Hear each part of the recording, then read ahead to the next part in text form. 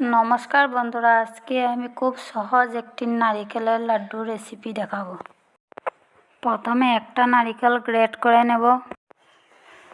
কড়াইটা বসিয়ে 1 চামচ ঘি দিয়ে দেব। গ্রেট করা নারিকেলগুলো দিয়ে দেব। নারিকেলটা অল্প একটু নেড়ে নেব। এখন চিনি দিয়ে দেব। যেহেতু নারিকেলের লাড্ডু বানাইছি তার জন্য চিনির পরিমাণটা অল্প বেশি দিতে হবে। চিনিটা গলে যাওয়া পর্যন্ত ভেজে নেব।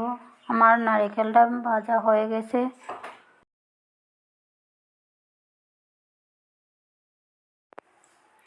তিনটা এলাচ গুঁড়ো করে দিয়ে দেব।